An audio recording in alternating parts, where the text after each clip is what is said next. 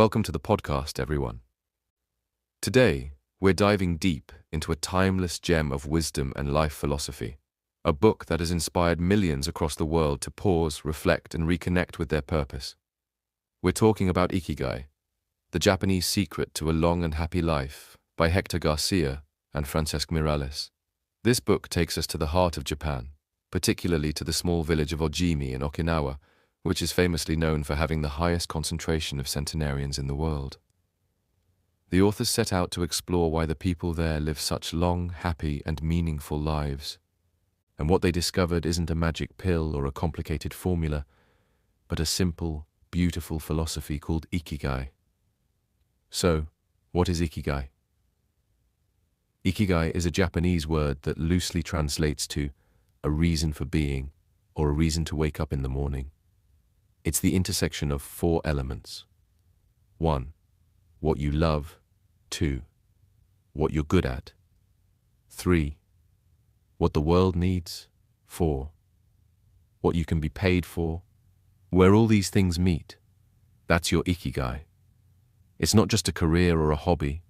It's a deep sense of purpose. It's the thing that gets you out of bed with joy, the fuel behind a long and fulfilling life. But Ikigai isn't just about career goals. The book explains that it's more about how you live each day. It's rooted in joy, community, simplicity, and balance. Let's walk through the major ideas from the book in detail. The village of longevity, Ojimi, Okinawa. The authors visit Ojimi, where people regularly live beyond 100 years with remarkable health, vitality, and optimism. The elders there don't just survive, they thrive. They garden, cook, practice crafts, and engage with friends daily. The secret? Their lifestyle is guided by the principles of Ikigai. In Ojimi, the elderly don't retire in the traditional sense. Instead, they continue doing what they love for as long as they can. They have strong social connections, eat fresh local food, avoid stress, and stay physically active. But most importantly, they live with purpose. 10 Rules of Ikigai. The book offers 10 principles that the centenarians of Okinawa live by. These are gentle yet profound rules that you can apply to your own life. 1. Stay active. Don't retire. Keep your mind and body engaged. Work, hobbies, volunteering, it all counts. 2. Take it slow. Avoid rushing through life. Embrace a more mindful, relaxed pace. 3. Don't fill your stomach. Follow hara hachi bu, a Confucian practice of eating until you're 80% full. 4. Surround yourself with good friends. Regular social interaction is key to emotional and physical health.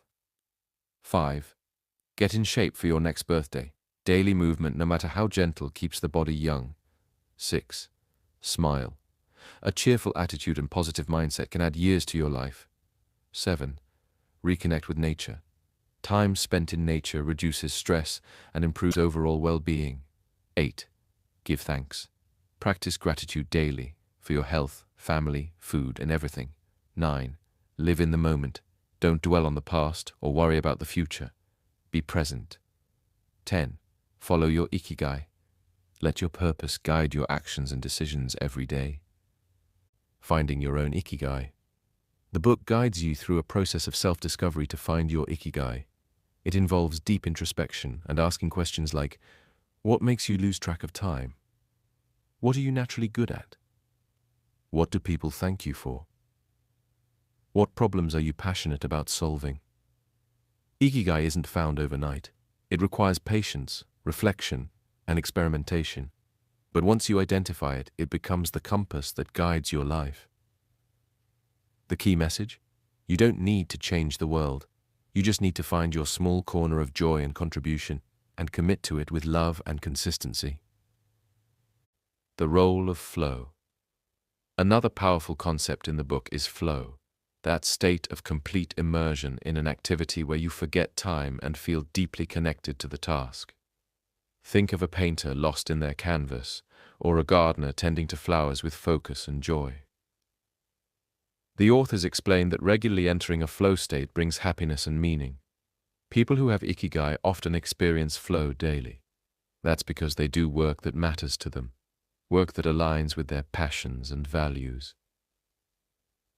To cultivate flow, the book suggests doing activities that challenge you slightly beyond your comfort zone, minimizing distractions, especially digital ones, setting clear goals, focusing on the process, not the result, gentle movement and natural living.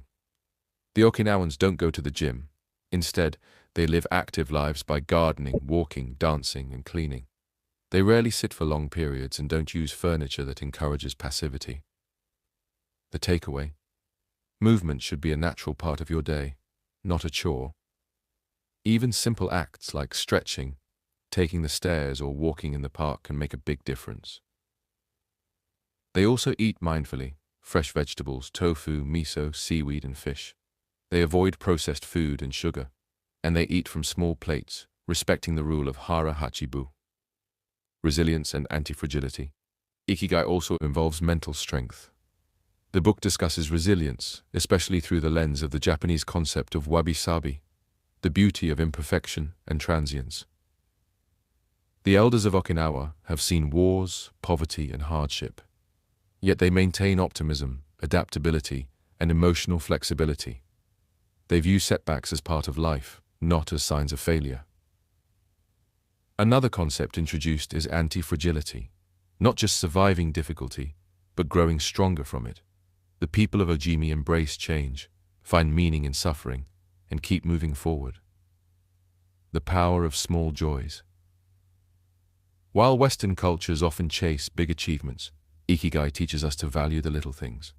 A morning cup of tea, a walk in the garden, laughing with friends, crafting something by hand, listening to music or birdsong. These small joys, when savored daily, accumulate into a life well lived.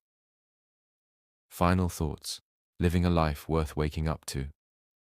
Ikigai doesn't ask you to change everything overnight. It gently invites you to shift your focus, to look inward, slow down, and listen to what truly lights you up. The book reminds us that purpose isn't reserved for the extraordinary. It's in the everyday, in meaningful work, in kind conversations, in self-care, and in showing up with intention. So as you finish listening today, ask yourself, what's your Ikigai? What could you do today, even for 5 minutes, that brings you joy and adds value to your life or others? Remember, a long and happy life isn't found in achieving more, but in aligning more closely with who you truly are. Thank you for tuning in to today's deep dive into Ikigai. Until next time, stay curious, stay inspired, and most importantly, keep following your joy. If you enjoyed this episode and found value in it, please take a moment to subscribe to the channel. Your support helps us create more thoughtful, meaningful content like this.